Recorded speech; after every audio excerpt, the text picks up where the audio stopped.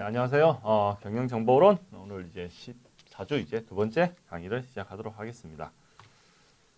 예, 이번 사시에는 이제 지난 시간에 이어서 이제 큐레이션 비즈니스에 대해서 좀 더 많은 내용을 알아보도록 하겠는데, 오늘의 이제 강의 주요 이제 세부 주제는 큐레이션 비즈니스 그 현황에 대해서 알아보고 어떤 기업들이 이제 지금 이제 큐레이션 비즈니스 쪽으로 이제 하고 있는지 그런 몇 가지 사례에 대해서 이제 알아보는 시간을 가지고 그 다음에 이제 이러한 그 큐레이션 비즈니스가 일반 전자상거래보다는 아직까지는 좀 더 이제 덜 대중화되어 있지만 이 비즈니스의 어떤 그런 가지는 그 가치, 의의와 앞으로 이제 발전 방향에 대해서 알아보는 시간을 갖도록 하겠습니다. 그래서 이번 강의를 통해서 여러분들은 그 큐레이션 비즈니스 현황과 그 여러분들이 뭐 어떤 기업들이 큐레이션 비즈니스에 참여해서 어떤 정보, 서비스를 제공해 주는지에 대해서 뭐 누가 뭐 예를 들어서 이야기해 보라고 하면 거기에 대해서 이야기할 수 있어야 되고, 그 다음에 그러면 이 큐레이션 비즈니스가 왜 중요하냐 그렇게 물어보면 소비자하고 기업한테 어떤 의미와 영향이 있는지 이제 거기에 대해서 설명을 하실 수 있으면 되겠습니다. 자, 앞에서 이런 큐레이션 비즈니스는 크게 이제 소셜 큐레이션과 이제 상업적 큐레이션 이제 두 가지 있다고 이제 말씀을 드렸었고, 그러면 이 소셜 큐레이션에는 어떤 기업들이 있는지 먼저 소셜 큐레이션은 여기 있어 핀터레스트와 뭐 앞에서도 이야기를 했습니다. 핀터레스트, 그 다음에 스토리파이하고 그 다음에 플립보드, 예? 뭐 이렇게 한 3개 정도 이야기를 하고, 상업적 큐레이션은 앞에서 나왔죠. 이제 G마켓 이제 G9 하루에 이제 9가지 여기 지금 9가지 있네요. 9가지. 그 다음에 디블로, 그 다음에 이제 버치박스와 이제 미미박스, 그 다음에 이제 정장남 서비스라고 해가지고 이게 이제 그 몇 가지 기업들 해주는 여기에 대해서 좀 알아보도록 하겠습니다. 자, 먼저 이제 소셜 큐레이션의 이제 핀터레스트는 이제 핀과 인터레스트 합성어입니다. 여러분들 뭐 우리 그 한 학기 동안 이렇게 합성어 만든 용어 이게 뭐 상당히 이제 많이 나왔었는데, 핀터레스트도 이제 그 핀과 인터레스트 이제 그 흥미, 관심의 합성어로서 관심이 있는 주제의 이미지를 여기 어디 있죠? 피닛, 핀으로 꼽는다 그 말이죠. 피닛 버튼을 이용해서 그 사이버 공간에 있는, 즉 온라인에 있는 가상 메모판에 스크랩을 하고 그다음 리핀 다시 이제 한다는 겁니다. 코멘트, 좋아요 버튼 통해 가지고 공유 추천을 하는 그런 소셜 큐레이션 서비스입니다. 여기에서 2011년 5월에 이제 했고 13년 7월에 뭐 7천만 명 넘게 미국에서 뭐 SNS에서 뭐 3위다 해서 이용자 70%가 여성이고 지금 그 숫자는 더 증가되어 있습니다.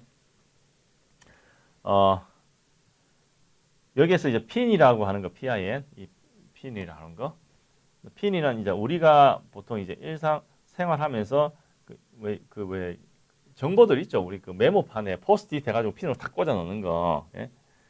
그런 의미입니다. 일종의. 웹을 우리가 보통 검색, 서핑을 하다가 유용한 이미지나 뭐 이런 정보들을 보면 핀터레스트에 이 핀으로 딱 고정시켜 놓는다. 그런 의미의 서비스라고 생각을 하시면 되겠어요. 그 핀터레스트는 조금 이제 여기 지금 그래프 상에서는 좀 옛날 데이터인데, 최근에 이용자 나온 게 이제 2017년도 데이터 보면은 한 지금 이마케터닷컴에서 나온 그 데이터를 보면은 미국 말고 특정 어느 나라였죠? 거기가 미국의 한 지역에서 2013년 7월에 2천만 명이 넘어서면서 페이스북이나 트위터에서 미국의 SNS 3위 순위까지 올라갔었습니다. 갔었었는데 그 뒤로 이제 좀 그 왔다 갔다 하면서 2017년도에는 200만이 아니라 그게 200에다가 100만 명이니까 2억 명 정도? 예? 엄청나게 많이 증가를 했었어요. 예, 그 숫자가.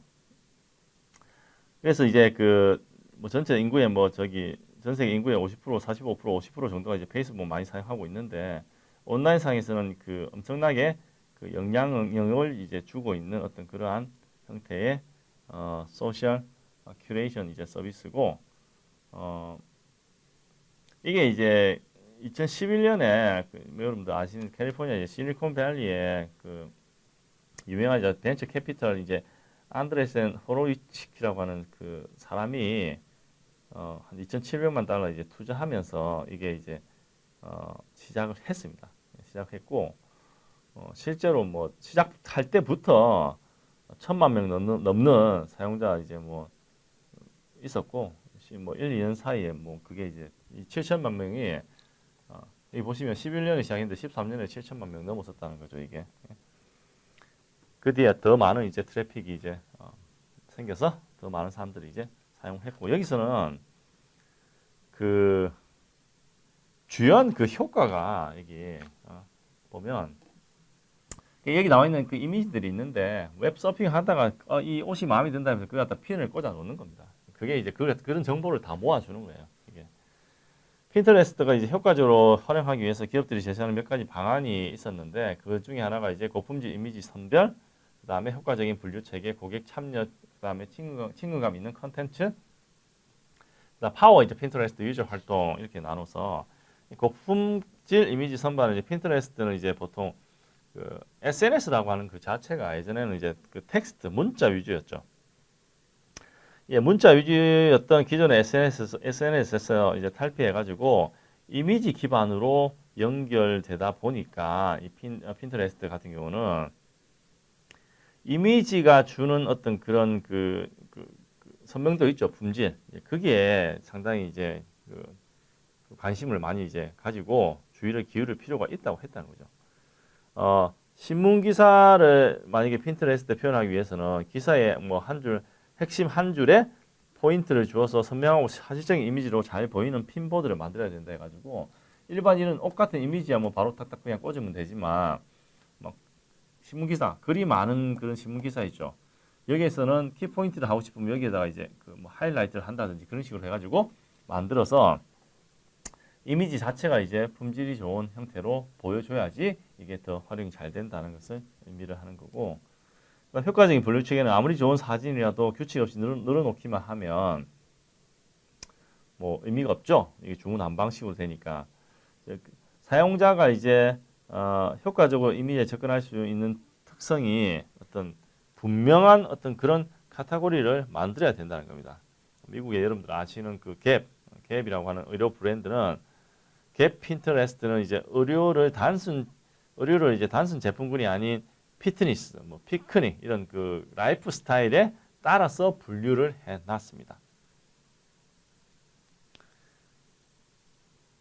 자, 이렇게 분류를 해놓으니까 이제 소비자들은 그 자기들이 맞는 라이프 스타일에 따라서 그 정보를 더 쉽게 접근을 할 수 있다는 거죠.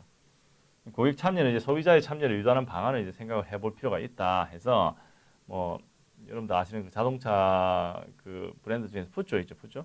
푸조는 제품 광고 이미지를 핀터레스트에 그 많이 씁니다. 요즘 퍼즐 형태로 쪼개가지고 방문자가 그림을 완성할 수 있도록 하는 이벤트를 이제 벌여가지고 퍼즐을 가장 먼저 채운 사람한테 뭐 경품 지급해주는, 고객이 참여를 하는가 동시에 그 기업의 어떤 브랜드나 제품 이미지를 이제 또 홍보를 하는 어떤 그런 역할을 하는 거죠. 여러분들 뭐 퍼즐 놀이 하면서 뭐 잘 되면 또 뭐 경품도 받고 하는 거니까. 그다음에 컨텐츠 자체가 친근감이 있어야 된다. 뭐 생활 정보 등 소프트웨어 좀 더 소프트한 그런 컨텐츠의 핀보드로 이제 친근감을 더할 수 있어야 된다 해서 너무 이제 뭐 일반 사람들하고 좀 괴리감 있는 그런 컨텐츠는 별로 이렇게 핀터레스트에서 효과적이지 않다, 그렇다는 거고, 파워 핀터레스트 유저 활용해서 파워 블로그 통해서 제품 브랜드를 노출하고 뭐 입소문 효과 유도하는 그 블로그 마케팅과 비슷한 방식으로 핀터레스트에서도 파워 핀터레스트를 이제 활용해가지고 소위 말해서 이제 뭐 입소문 마케팅을 이제 잘 활용을 해보자. 이런 것들이 이제 소셜 큐레이션에서 이제 그 핀터레스트를 기업들이 활용할 수 있는 어떤 그런 방안으로 이야기를 하고 있습니다. 스토리파이는 핀터레스트보다 좀 더 진화된 소셜 큐레이션입니다. 핀터레스트가 이제 관심 있는 단위 이미지들을 단순히 이제 메모판에 나열하는 그런 형태의 서비스라면 스토리파이는 이제 컨텐츠 간에 좀 이걸 갖다 엮어가지고 배치해서 관심 있는 주제로 어떤 그 사용자 자신만의 이야기를 만들어 나가는 서비스입니다. 앞에 핀터레스트는 각각의 정보를 그냥 핀으로 꽂아내는 그런 서비스면 스토리파이는 이 각각 컨텐츠를 서로 간에 어떤 연결고리를 만들어서 이야기를 만들어가는 어떤 그러한 서비스고, 이야기를 만들어 나간다는 점에서 기본적으로 이제 블로그에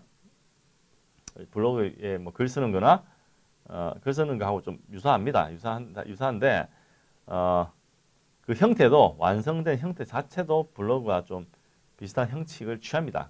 그런데 블로그를 구성하는 컨텐츠는 블로그 운영자가 제작한 자체 컨텐츠가 이제 주가 된다면, 스토리파이는 뭐 트위터나 페이스북이나 유튜브 동영상, 뭐 블로그나 이런 다른 사람들이 만들어 놓은 다양한 컨텐츠를 큐레이션 과정을 통해서 선별하고 이를 재구성해서 스토리보드를 만들어내는 거죠. 블로그하고 이제 그게 다른 가장 큰 차이점이라고 보시면 돼요. 블로그에 올라온 정보는 그 사용자 만든 사람이 이제 올려놨는데, 스토리파이는 여러 사용자들이 올려놓은 그 정보, 유튜브나 블로그 이런 데서 나온 그 정보를 큐레이션을 통해 가지고 이거 갖다가 가공해 가지고 스토리를 만드는 서비스라는 거죠. 이렇게 이제 그 스토리파이에서 이렇게 만들어지는 한 개의 이야기 포스트를 우리가 보통 이제 스토리라고 합니다. 스토리, 이야기라고 하죠. 이 스토리라는 것을 하나 이제 만들기 위해서 뭐 여러 웹상의 그 사이트, 채널을 통해서 이제 수집한 컨텐츠를 이제 모으는 거죠. 그 컨텐츠를 우리가 이제 엘리먼트라고 합니다. 엘리먼트.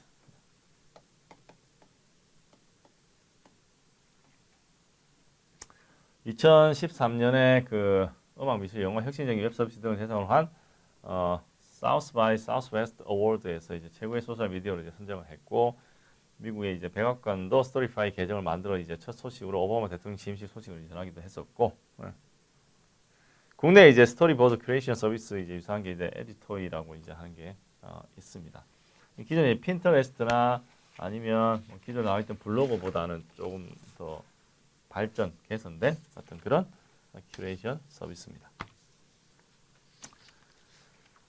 그 다음에 플립보드는 플립보드 그 핀터레스트나 스토리보드하고 다르게 뉴스들을 모아서 어떤 나만의 소셜 매거진을 만드는 큐레이션 서비스입니다. 2010년에 이제 서비스가 시작이 되었고, 제휴된 보통 이제 언론사, 트위터나 페이스북 같은 SNS의 소식, 그다음 블로그 등의 컨텐츠를 매거진처럼 보기 쉽게 배열해주는 서비스다. 플립보드에서 이 플립은 이제 매거진 형태의 콘텐츠를 읽을 때 우리가 이제 그 책장을 이렇게 책 볼 때 책 넘기잖아요. 그 이제 플립한다 해가지고 이 플립보드는 그래서 이제 뭐 언론, SNS, 블로그 이런데 여러 콘텐츠를 이렇게 모아서 큐레이트 해가지고 나만의 잡지책, 매거진 형태로 이렇게 구성해서 주는 그런 서비스라고 보시면 되겠어요. 뭐 여기저기 정보들 다 모아가지고 딱 이렇게 정리해주면 좋죠. 편하죠. 쉽게 말해서 사용하는 사람 입장에서는. 그 다음에 이제 상업적 큐레이션은 먼저 이제 그 G9 이거는 뭐 앞에서도 좀 이야기를 했습니다. 예? 많이 이용하는 그 서브스크립션 이제 관련된 그 큐레이션 서비스고, G9은 이제 국내 최대 온라인 쇼핑 이제 G마켓이 2013년 4월 이제 국내 업계 최초로 이제 큐레이션 쇼핑몰을 선보인 겁니다. 예. 보통 이제 그 13년 4월에 처음 시작을 했는데 10월에 모바일 어플리케이션 제공했고, 매일 오전 9시에 9가지 상품을 선별 제공한다.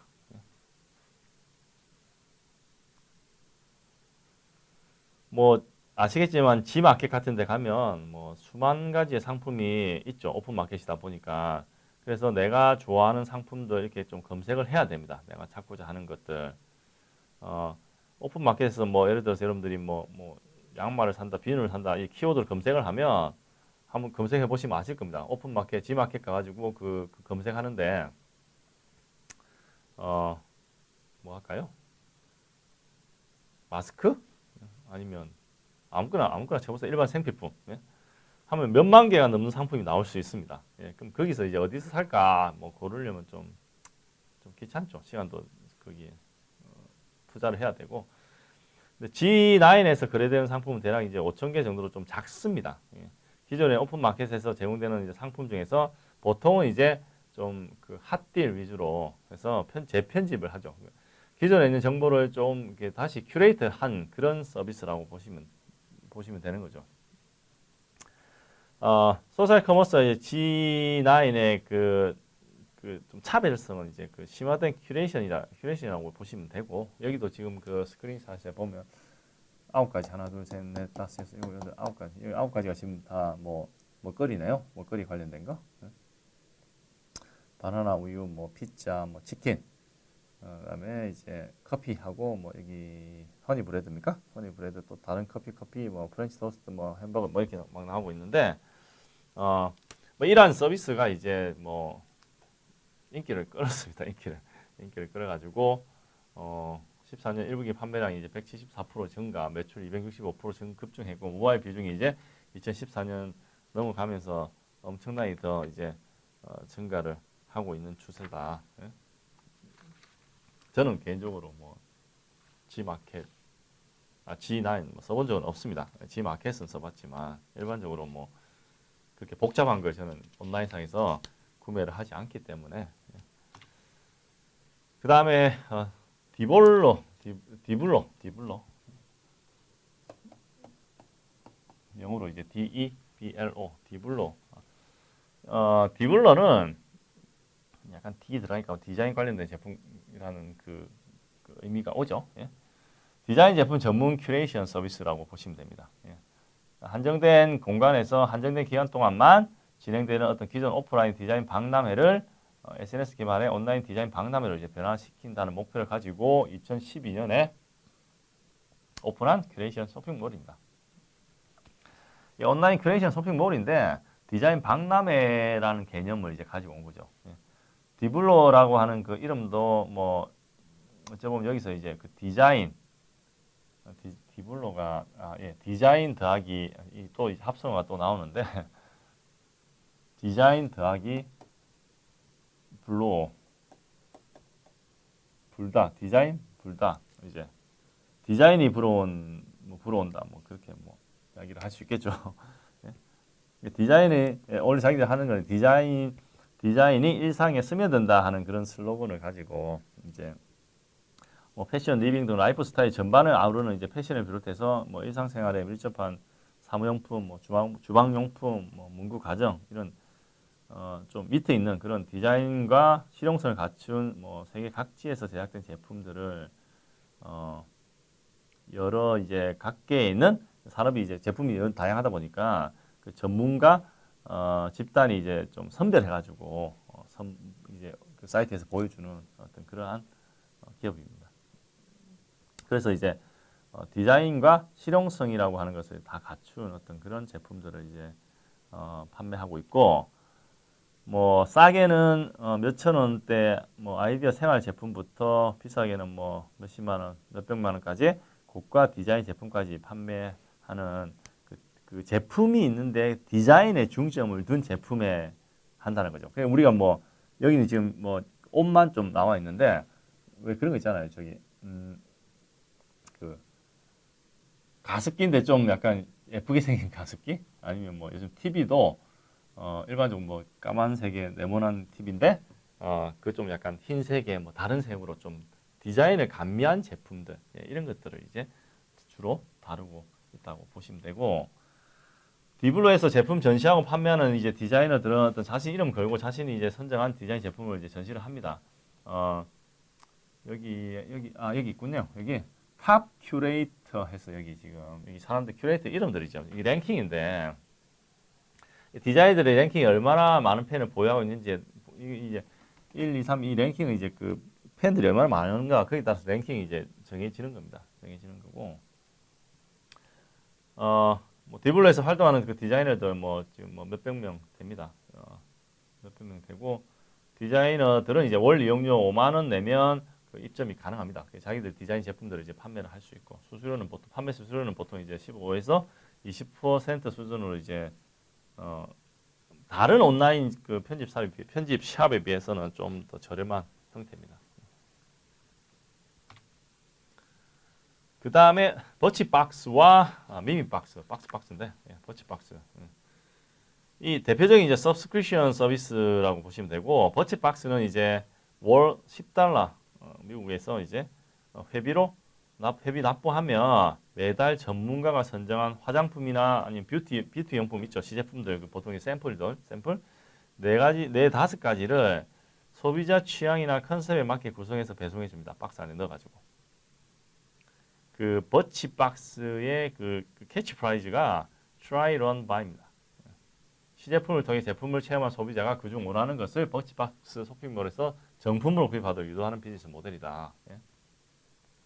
매달 한 만 원, 12,000원 정도 내면은 이제 이런 관련된 미용 용품들을 시제품들을 이제 이렇게 넣어서 배송을 해주는 거. 우리 샘플 써도 아무 문제는 없잖아요.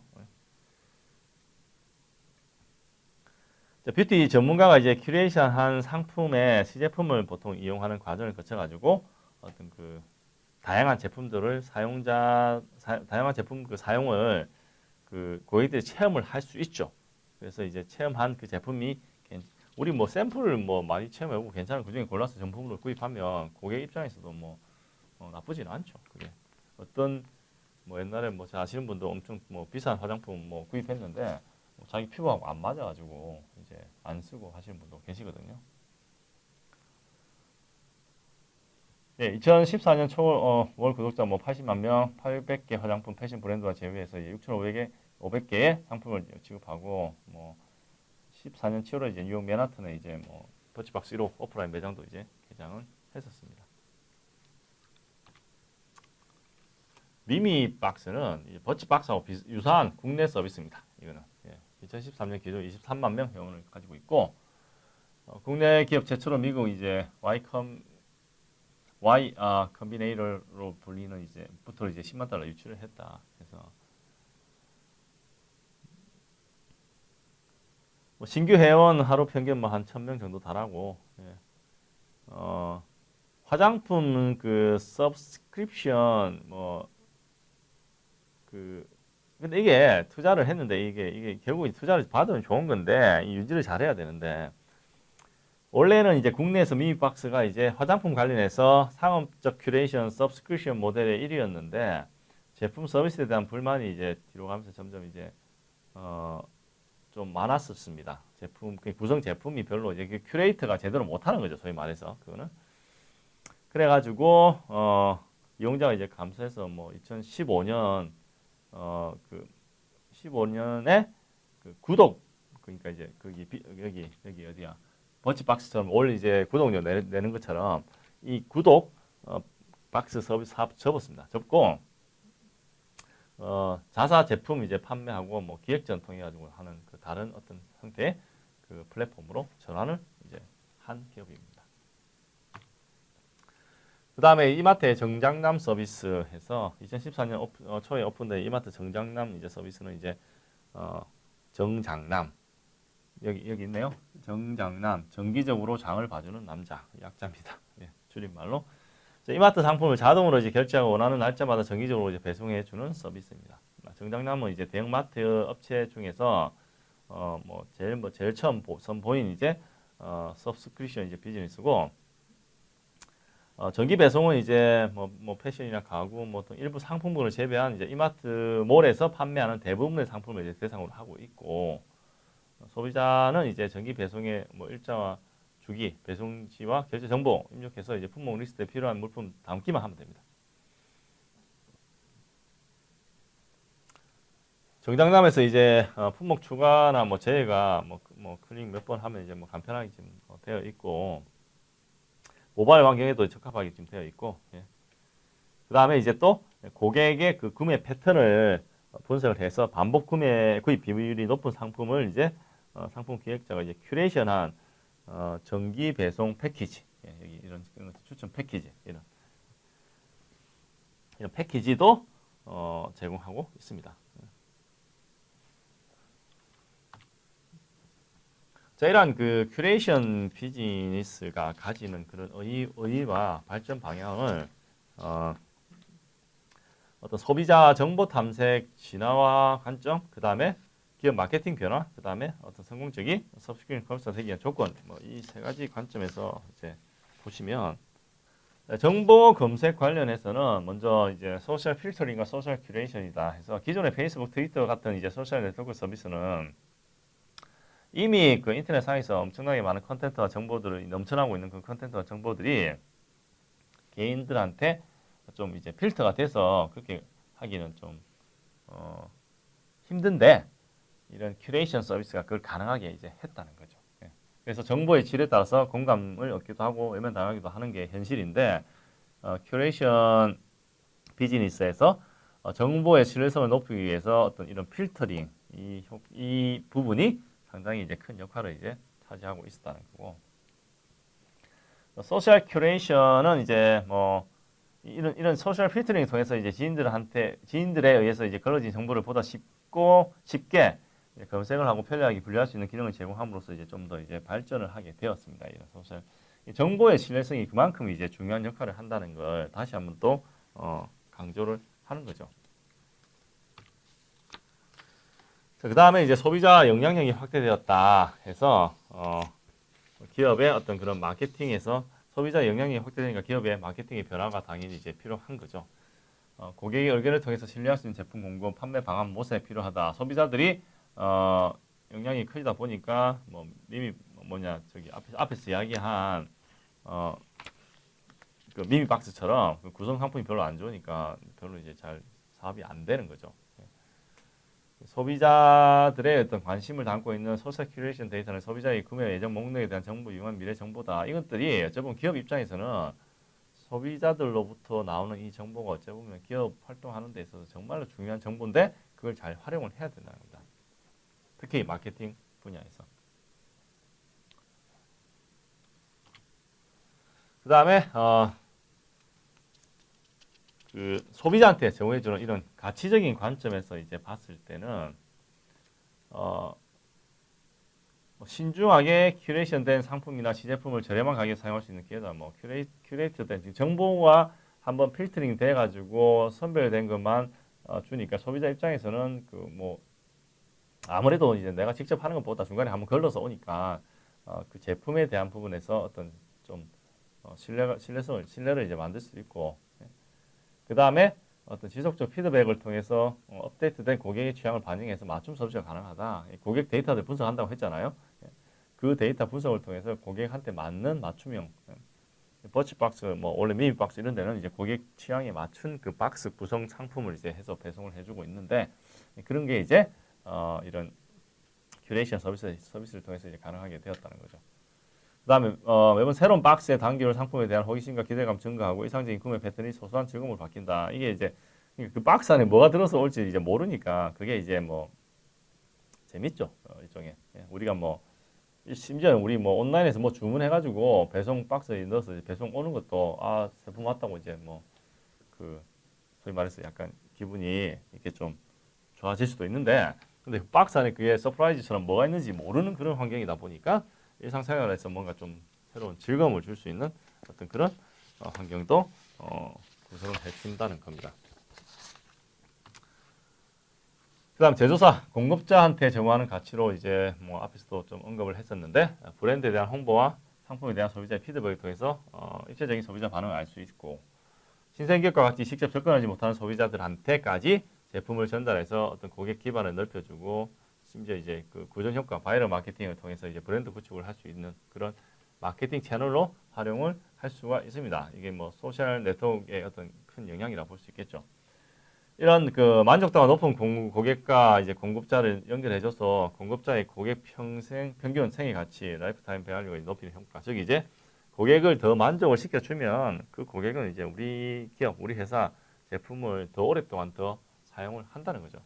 그게 이제 이런 서브스크립션 커머스가 잘 되면 어떤 기업 입장에서 공급자 입장에서 충분히 누릴 수 있는 그 가치적인 면이 높다는 거죠. 문제는 이걸 제대로 못해서 이제 항상 이제 문제가 생기는 거고. 그래서 이제 소비자 신뢰 구축이 뭐 가장 중요합니다. 예. 온라인은 어쩔 수 없이 소비자의 신뢰 구축이 제일 큰 그건데 이런 소셜 뭐 그 SNS나 이런 것을 활용한 특히 이제 큐레이션 같은 경우는 이제 큐레이션 그 기업을 믿고 그 제품을 이제 구매를 한다든지 해야 되기 때문에 선별해주는 그 서비스 정보를 이제 선별해준 거에 대해서 그러니까 소비자하고 이제 그 신뢰 구축이 쉽지는 않지만 그만큼 이제 기업 입장에서는 성공적인 서브스크립션 커머스가 되기 위해서는 이제 노력을 해야 된다는 거죠. 이런 신뢰 구축을 위한 방법은 정해진 건 없습니다. 실제 여기에 뭐 객관적 입장에서 양질의 제품 확보, 지속적으로 제공, 고객 분석을 통해 만족도 높은 제품 맞춤 서비스 제공한다 이렇게 적어놨는데 이거는 뭐 당연한 말입니다.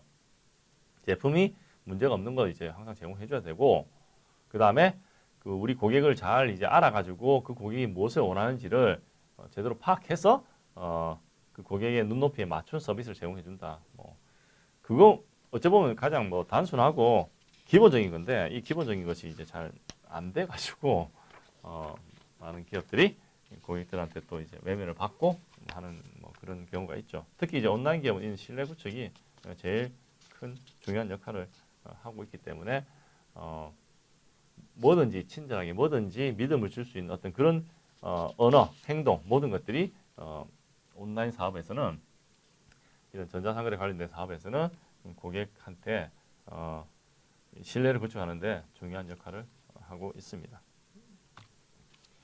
예, 이번 시간에는 그 큐레이션 비즈니스 관련해서 이제 뭐 두 번째 시간으로 어떤 그 기업들이 이제 큐레이션 비즈니스에 이제 뭐 활동하고 있는지 소셜과 이제 상업적으로 이제 나눠 가지고 그런 기업들이 어떤 서비스 주는지에 대해서 좀 알아보는 시간을 가졌고 그 다음에 이제 혹시 여러분들이 뭐 큐레이션 비즈니스를 한다 했을 때 기업 입장에서 어떻게 이제 고객을 다루고 고객한테 어떻게 행동을 해야 되는지에 대해서 몇 가지 이제 중요한 정보를 이야기를 하면서 고객과의 그런 신뢰가 이제 가장 중요하다고 이제 몇 번 강조를 했는데 어찌 보면 그 큐레이션 비즈니스 말고도 기업이 전자상거래 형태로 이제 서비스를 제공을 하게 되면 그 신뢰가 가장 중요한 역할을 합니다. 근데 문제는 그 신뢰 형성이 엄청나게 어렵다는 거죠. 특히 이제 SNS 관련된 그런 비즈니스는 그 신뢰가 한번 무너지면 회복이 안 되거든요. 한번 이제 무너지면 지금까지 1년 365일을 364일 신뢰가 형성되어 있는 관계를 유지하더라도 365일째 하루 신뢰가 무너지면 그는 다 364일은 다 헐것이 됩니다. 예, 다음 시간에는 이제 이번 학기 이제 마지막 강의가 될 거고 마지막 주제가 또 될 겁니다. 핀테크에 대해서 알아보는 시간을 가질 겁니다. 핀테크 개념과 이제 특징, 그 다음에 유형이 어떤 게 있는지, 그 다음에 핀테크 산업이 일으키는 어떤 그런 그 영향과 앞으로의 그 방향에 대해서 알아보는 시간을 갖도록 하겠습니다. 예, 이번 강의는 이걸로 마치도록 하겠습니다. 감사합니다.